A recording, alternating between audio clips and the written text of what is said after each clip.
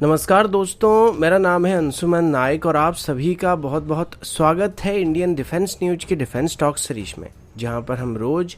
नए नए defence updates के बारे में बात करते हैं। तो चलिए देर न करते हुए आज की वीडियो शुरू करते हैं।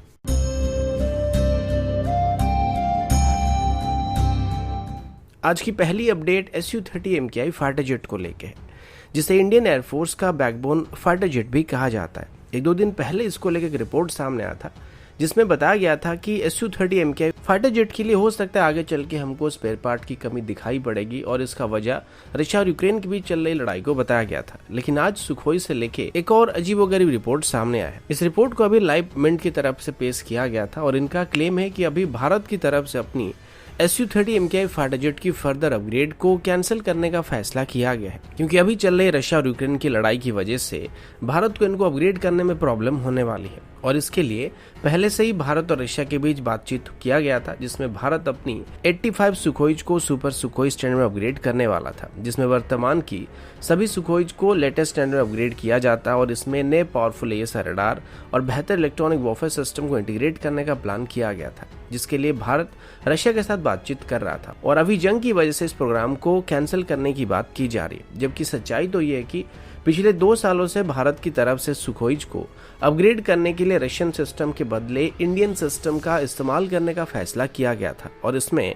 उत्तम AESA रडार के एक स्केल्ड अप वर्जन और DRDO की तरफ से डेवलप किए गए एक नई इलेक्ट्रॉनिक वॉरफेयर सिस्टम को इंटीग्रेट करने का प्लान किया गया था, जो कि पूरी तरीके से इंडिजिनस सिस्टम होने वाले थे। और इनमें वर्तमान सुखोइज के इंजन को भी चेंज करने का कोई प्लान नहीं किया गया था, क्योंकि उत्तम AESA radar existing Russian origin radar के मुकाबले कम पावर को कंज्यूम करने वाला है। तो अभी के लिए जेल के मुताबिक इस इंजन को अपग्रेड करने की कोई जरूरत नहीं है, और भारत इसके लिए रशिया के साथ कोई बातचीत नहीं कर रहा था। हालांकि रशिया की तरफ से भारत को अपनी सुखोइज को Su-30 SM स्टैंडर्ड में अपग्रेड करने का ऑफर दिया गया, जिसमें भारत को IRBC हाइब्रिड PSR रडार को ऑफर किया गया था और रशियन ओरिजिन AL-41 इंजन के साथ साथ मॉडर्न रशियन एवियोनिक्स को ऑफर किया गया था। लेकिन अभी तक भारत की तरफ से इसमें कोई भी इंटरेस्ट दिखाया नहीं गया था। तो मेरे हिसाब से जो खबर अभी सामने आई है, जिसमें बताया जा रहा है कि भारत अभी 85 सुखोइज के अपग्रेड प्लान को कैंसिल करने वाला है, तो ये फैक्चुअली गलत हो सकता है, क्योंकि पहले तय किया जा चुका है कि इनको अभी इंडियन सिस्टम के साथ ही अपग्रेड किया जाएगा, और हो सके तो आगे चल के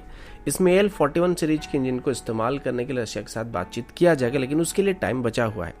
लेकिन एवियोनिक्स और रडार के मामले में देखा जाए तो हम अभी इंडियन सिस्टम के साथ ही जाने वाले हैं। बाकी एडिशनल 12 सुखोइज के लिए भी रशिया के साथ अभी बातचीत किया जा रहा था, जिसमें भारत रशिया के साथ जल्दी से ही कोई नतीजे पर पहुंचने वाली है। फिलहाल इसको फाइनल करने में यहाँ पे थोड़ा टाइम लगने वाला है, पर अच्छी बात यह है कि इसमें जो 12 सुखोई अभी भारत खरीदने वाला है, इसमें रशिया की तरफ से भारत को Su-30 SM स्टैंडर्ड में इनको अपग्रेड करके दिया जाएगा, जो कि सुखोई की सबसे बेहतरीन वेरिएंट होने वाला है। और अभी भारत इसमें रशिया के साथ ज्यादातर इंडियन सिस्टम को इंटीग्रेट करने के लिए नेगोशिएट भी कर रहा है। अगला अपडेट इंडियन नेवी की तरफ से। रिसेंटली इंडियन नेवी की तरफ से एक इंडस्ट्री इंटरेक्शन सेमिनार को आयोजित किया गया था, जिसमें हमारी प्राइवेट सेक्टर कंपनीज को इंडियन नेवी के लिए अलग अलग डिफेंस इक्विपमेंट को डेवलप करने के प्रोत्साहित किया जा रहा था। इसमें नेवी के लिए सरफेस टू सरफेस मिसाइल को डेवलप करने के लिए जिक्र किया गया था। मोस्टली इसमें 2 डिफरेंट कैटेगरी की प्रोजेक्ट होने वाली है, जिसमें से एक तो मेक 1 कैटेगरी का प्रोजेक्ट होने वाला है, जो कि मैक्सिमम गवर्नमेंट फंडेड प्रोजेक्ट होने वाले, यानी कि उसके अंदर जो भी मिसाइल को या डिफेंस सिस्टम को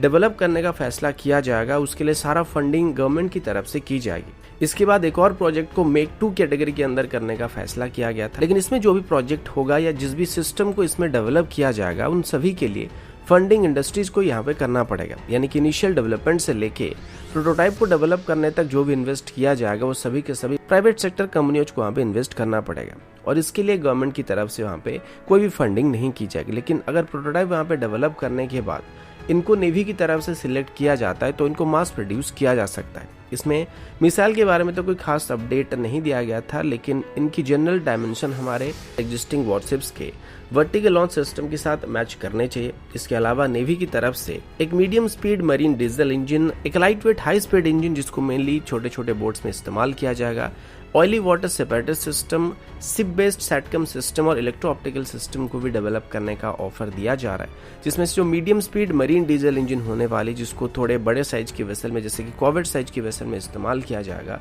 इनको सिर्फ मेक 1 कैटेगरी के अंदर डेवलप करने की बात की गई, जबकि बाकी सभी सिस्टम को मेक 2 कैटेगरी के अंदर डेवलप करने की बात की गई है।